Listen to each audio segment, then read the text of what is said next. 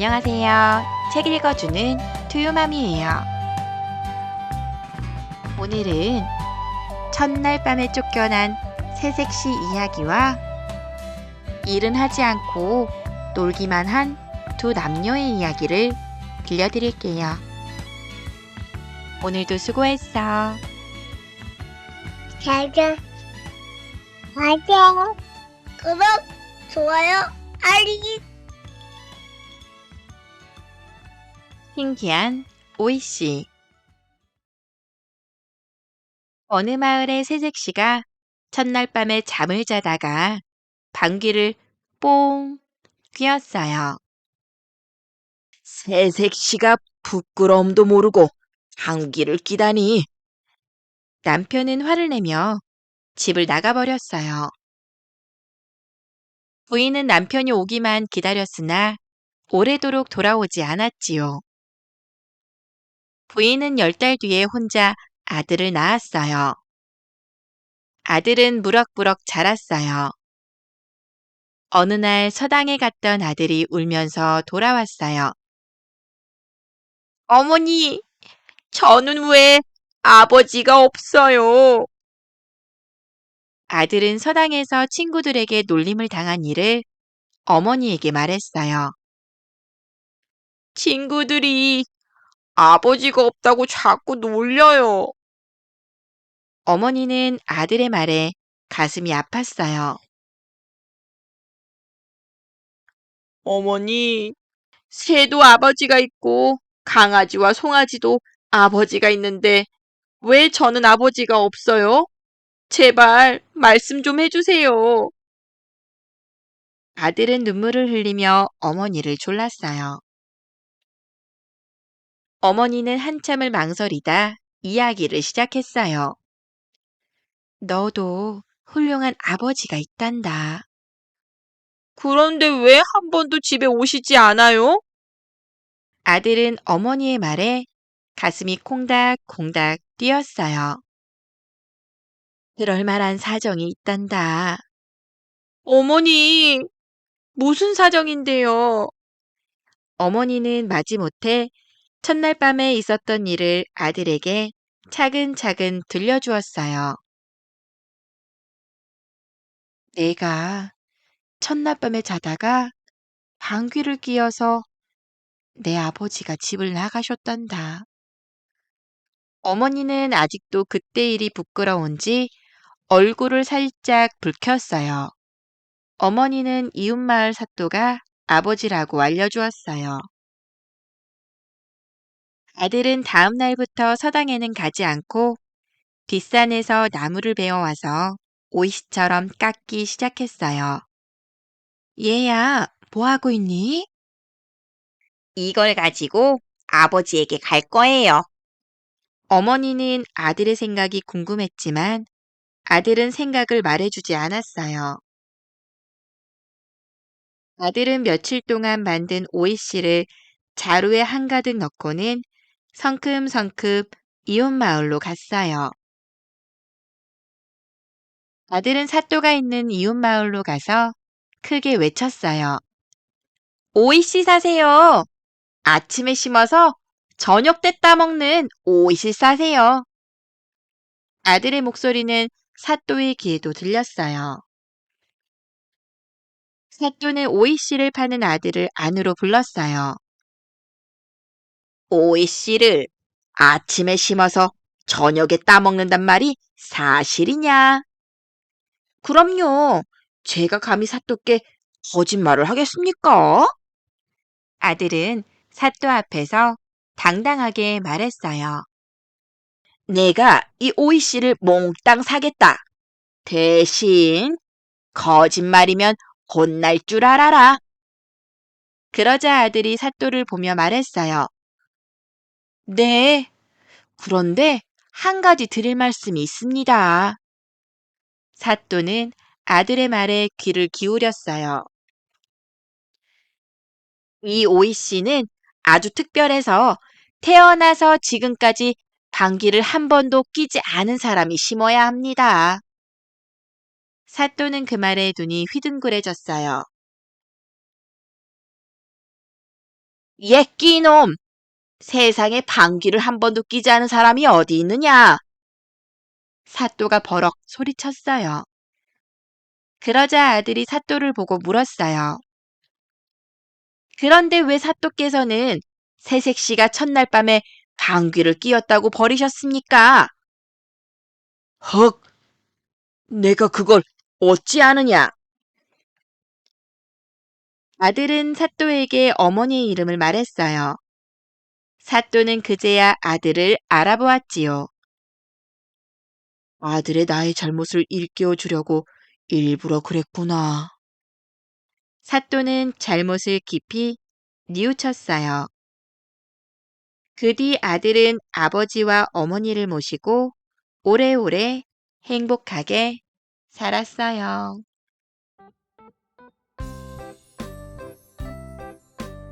이 이야기는 책임에 관한 이야기예요. 자기가 하는 말과 행동에는 책임이 따라요.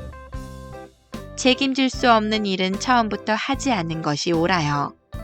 그러니 내가 할 수 있는 일은 최선을 다해서 책임을 져요.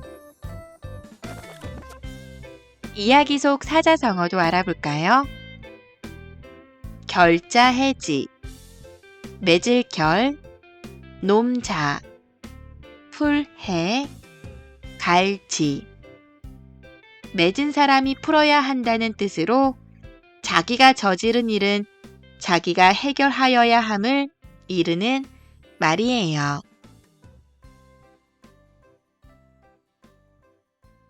현우와 직녀. 밤하늘에 반짝반짝 빛나는 은하수를 사이에 두고 서로를 그리워한 두 사람이 있었어요. 바로 견우와 직녀였지요. 견우와 직녀의 사랑 이야기를 지금 들려드릴게요. 직녀는 착하고 예쁜 하늘나라 공주예요. 옷감 짜는 솜씨가 무척 뛰어나서 고운 손으로 찰칵찰칵 배틀을 움직이면 눈부시게 고운 옷감이 나왔지요. 직녀가 시집갈 나이가 되자 임금님은 바르고 듬직한 사익감을 찾았어요. 임금님은 소를 돌보는 견우가 마음에 들었어요. 견우와 직녀도 서로를 마음에 들어했지요. 둘이 참 보기 좋구나. 견우와 직녀는 많은 사람의 축복을 받으며 결혼했어요. 그런데 직녀는 결혼하자마자 배는 안 짜고 온종일 견우만 따라다녔어요. 견우도 손은 돌보지 않고 온종일 직녀하고만 놀았지요. 임금님은 견우와 직녀를 불러 크게 야단쳤어요. 너희는 어찌 놀기만 하느냐? 죄송합니다. 저희가 잘못했습니다. 견우와 직녀는 임금님께 용서를 빌었어요. 견우와 직녀는 마지못해 일을 했어요. 하지만 얼마 못 가서 또 놀기만 했지요. 백성들은 옷감이 없어서 옷을 짓지 못했고 소는 여물이 없어서 굶어 죽고 말았어요. 임금님은 불같이 화를 냈어요. 호의한 것들, 또 약속을 어겼구나. 임금님은 둘을 떼어놓기로 했어요. 현우는 은하수 건너 동쪽으로 가고 칭녀는 은하수 건너 서쪽으로 가거라. 임금님은 견우와 직녀를 1년에 딱 한 번 음력 7월 7일 저녁에만 만나게 했어요. 사람들은 이날을 칠성날이라고 불렀어요. 견우와 직녀는 멀리 떨어져 쓸쓸하고 외롭게 지냈어요. 직녀는 배를 짜면서 견우는 소를 치면서 칠성날이 오기만 손꼽아 기다렸지요. 드디어 임금님이 허락한 칠성날이 되었어요. 직녀님! 은하수 이쪽에서 견우가 소리쳤어요. 견우님! 직녀도 은하수 건너편에서 소리쳤어요. 견우와 직녀는 눈물을 뚝뚝 흘리며 서로를 바라만 보았어요. 견우와 직녀가 흘리는 눈물은 큰 비로 내렸어요. 칠성날만 되면 숲이 온통 물에 잠길 정도였지요. 견우와 직녀가 은하수를 사이에 두고 울고 있대. 동물들은 하늘을 쳐다보며 걱정했어요. 그러자 까마귀가 까치를 보며 말했어요. 까치야, 우리가 도와줄까?